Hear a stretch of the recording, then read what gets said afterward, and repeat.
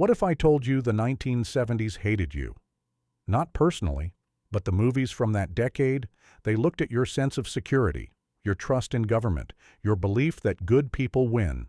And they laughed. Then they stabbed you in the gut. These 12 films didn't just entertain. They violated cinematic rules. They broke audience trust. Let's count down the most twisted, boundary-pushing thrillers of the 1970s. No safe space here. Number 12, The Silent Partner, 1978. Here is a movie that hates the word hero. Elliot Gould plays Miles, a bored Toronto bank teller, a nobody. When a mall Santa Claus, Christopher Plummer, tries robbing the bank, Miles sees an opportunity. He hides most of the money before the robbery. Then he lets Santa take the empty till. Genius, right? But Plummer's character figures it out, and he is not a normal thief. He is a sociopath with a fish tank and a very sharp letter opener. What makes The Silent Partner so twisted is its moral fog. Miles is no saint. He stole first. The cop is useless. The girlfriend is cheating. And Plummer? He delivers one of cinema's quietest, most terrifying performances. The film's centerpiece involves a decapitated head inside an aquarium. You will not see it coming. The Silent Partner bombed in 1978. Now it's a cult legend. It pushed boundaries by erasing the line between victim and villain. You root for Miles, but you also understand Plummer's rage. No heroes, no justice. Just two awful men in a Christmas nightmare. That's the 1970s for you. Number 11, Rolling Thunder, 1977. Paul Schrader wrote Taxi Driver. Then he wrote this. Rolling Thunder is Taxi Driver's meaner older brother. William Devane plays Major Charles Rain, a Vietnam POW returning to Texas after years of torture. His town throws a parade. They give him silver dollars. Everyone smiles. But Rane is already dead inside. His wife doesn't love him. His son doesn't know him. Then 4 men break into his home. They murder his family. They shove his hand down a garbage disposal. Rane survives with a steel hook. That's when the movie transforms. The first hour is suffocating silence. Rane barely speaks. He just stares. The final 30 minutes are a revenge avalanche. Rane loads a shotgun with his hook hand. He walks into a brothel. He kills everyone. No speeches, no mercy. Rolling Thunder pushed boundaries by refusing to romanticize PTSD. Rane isn't a noble warrior. He's a broken machine. The violence isn't cathartic. It's numb. The film also dared to show a hero who was formerly a torturer in Vietnam. Schrader implies Rane did terrible things overseas. Now he does them at home. That moral complexity was unheard of in 1977. Rolling Thunder is not fun. It's a wound that never heals. Number 10, The Driver, 1978. Walter Hill made a thriller with no names, no backstories, no love interests, just archetypes. The driver, the detective, the player. Ryan O'Neal plays the driver. He is the best getaway driver in Los Angeles. He never smiles. He never explains. Bruce Dern plays the detective. He is obsessed. He will break every rule to catch the driver. The movie's twisted boundary is pure minimalism. Hill removes everything except movement and geometry. Car chases aren't explosions. They are chess games. 2 vehicles dancing through empty warehouses and dark freeways. The film has only 340 lines of dialogue. Most are one sentence. Yet The Driver is more tense than any modern action movie. Why? Because Hill understood silence. Every chase scene feels real. No CGI, no music swelling heroically, just engines and fear. The Driver also pushed boundaries by denying audience satisfaction. The detective loses. The driver wins. But winning means nothing. The final shot shows the driver alone in his car. No woman, no money, just another night. This film directly inspired Drive and Baby Driver. But those movies softened the edges. The original is pure cold blood. A thriller that said character is action. Nothing else matters. That was revolutionary in 1978. Number 9, Sisters, 1972.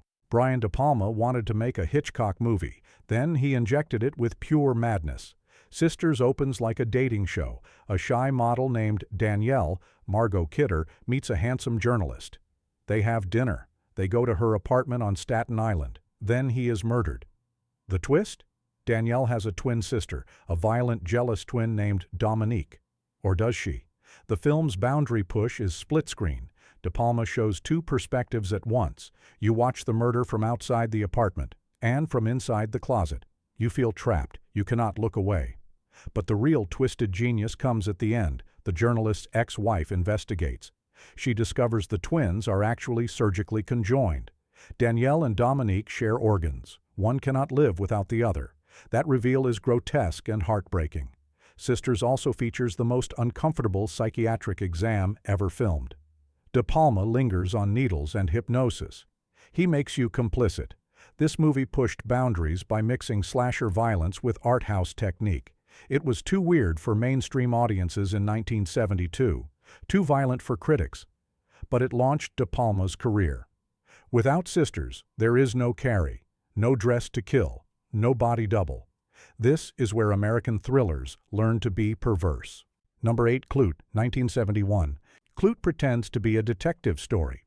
Donald Sutherland plays John Clute, a small-town cop looking for a missing man in New York. But the movie has no interest in Clute. The real protagonist is Bree Daniels, Jane Fonda's Oscar-winning performance as a call girl and aspiring actor. Bree is brilliant. Bree is terrified. Bree cannot escape her own survival instincts. The film's boundary is simple yet radical. It centers a sex worker's inner life without judgment or exploitation. We watch Bree audition for acting roles. We watch her therapist sessions. We watch her struggle with loneliness. The missing man mystery is almost an afterthought. Director Alan J. Pakula and cinematographer Gordon Willis paint New York in shadows. Every window hides a watcher. Every phone call could be a trap.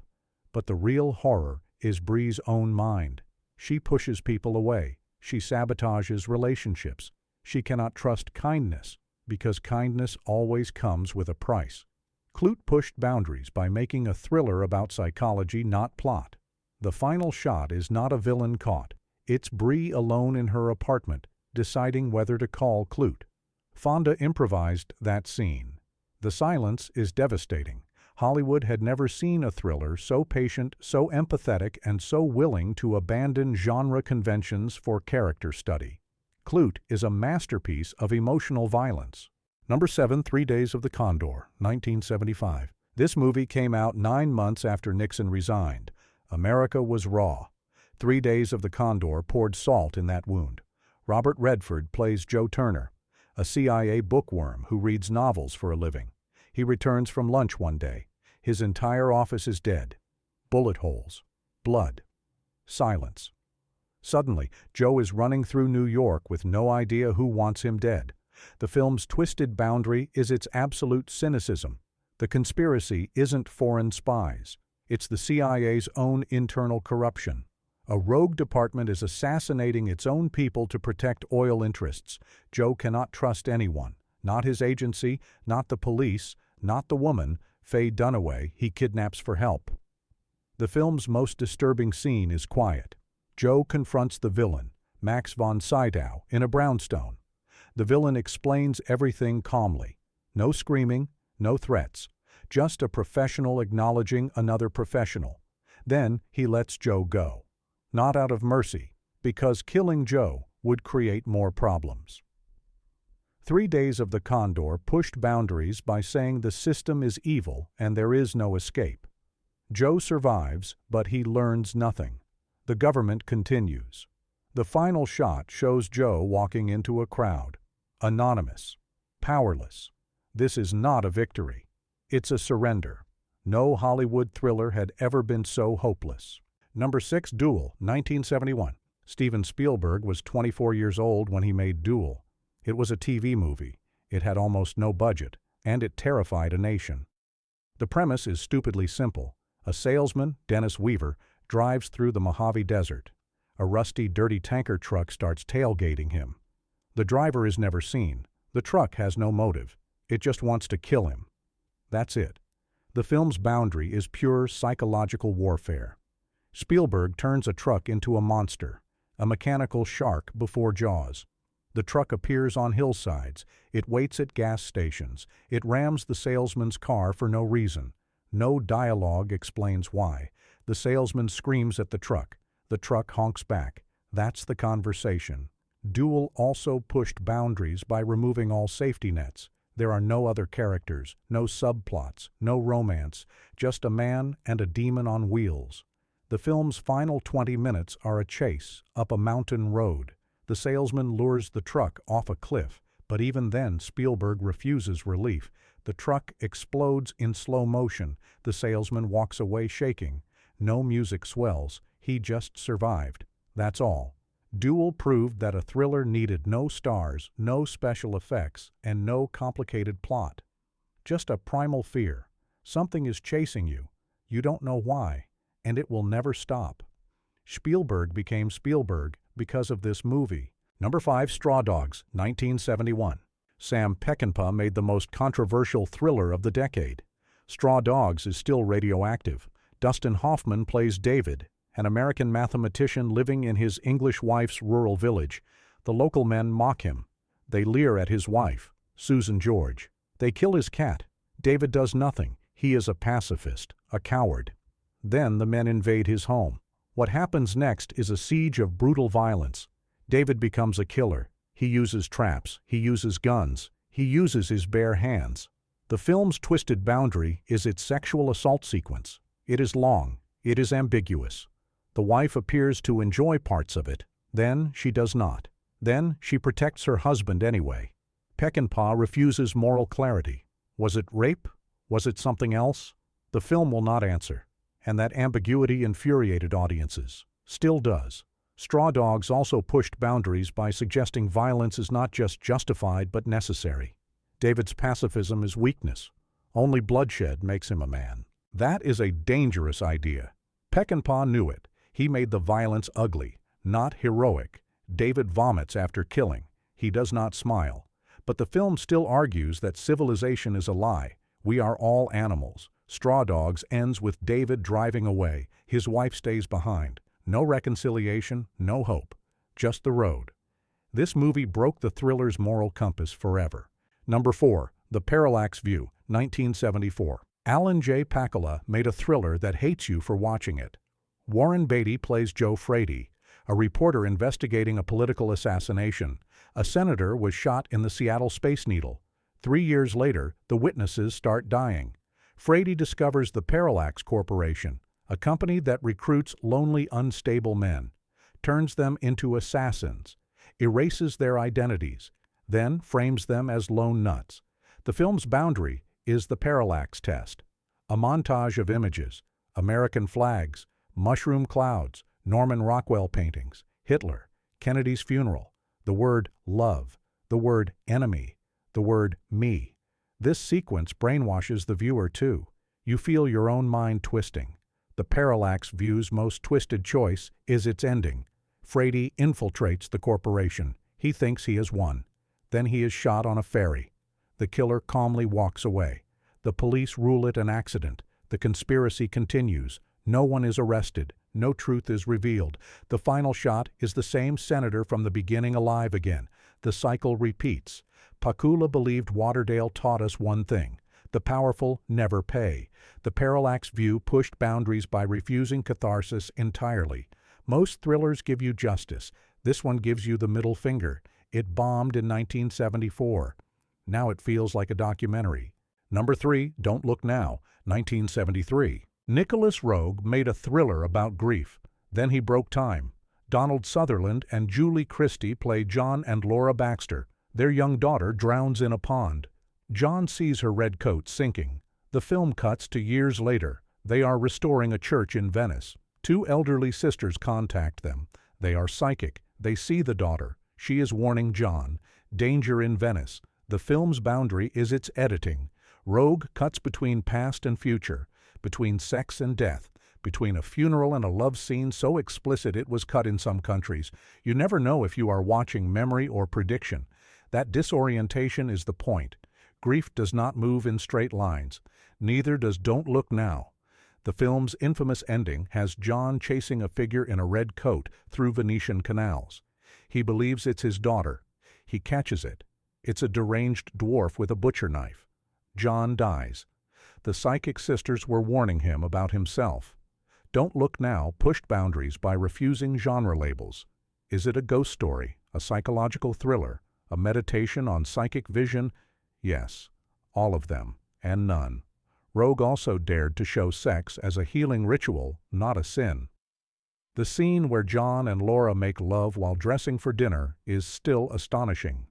Their bodies intertwine with memories of their dead child. No Hollywood film had ever been so honest about grief and desire. Number 2, Sorcerer, 1977. William Friedkin made The French Connection, then The Exorcist. Then he made his masterpiece, The One That Failed. Sorcerer is a remake of The Wages of Fear, but Friedkin turned it into a nightmare of sustained anxiety. 4 desperate men hide in a South American village. They are criminals, terrorists, fallen financiers. Their only way out is driving 2 trucks loaded with unstable nitroglycerin across 200 miles of jungle. Every bump could detonate the cargo. The film's boundary is duration. Friedkin makes you sit in the tension for 2 hours without relief. The opening sequences show each man's backstory: a hit job in New Jersey, a bombing in Paris, a bank fraud in Mexico. Then the trucks start moving. The bridge sequence is cinema's greatest suspense scene. A rotting rope bridge over a raging river. 1 truck inches across. The planks crack. The rain slicks the ropes. The truck fishtails. Tangerine Dream's electronic score throbs like a panic attack. Sorcerer pushed boundaries by rejecting heroism. These men are not brave. They are desperate. There is no redemption. 2 trucks start. 1 finishes. The survivors, they just keep driving. No applause. No homecoming. Friedkin said Sorcerer was about the randomness of survival. Good people die. Bad people live. That nihilism killed the film at the box office. Star Wars ate it alive. But Sorcerer is the truest thriller of the 1970s. Life is a truck full of nitroglycerin, and the bridge is rotting. Number 1, The Conversation, 1974. Francis Ford Coppola made this film between The Godfather and The Godfather Part 2. That fact is absurd. The Conversation is quiet, obsessive, paranoid. Gene Hackman plays Harry Call, the best surveillance expert in the world. He can hear anything. He trusts no one. His apartment has 3 locks. His phone is tapped. He wears a raincoat even in summer. Harry is hired to record a conversation between a young couple in San Francisco's Union Square. He captures their words. But the meaning keeps shifting. Are they planning murder, or are they lovers in danger? Harry cannot decide.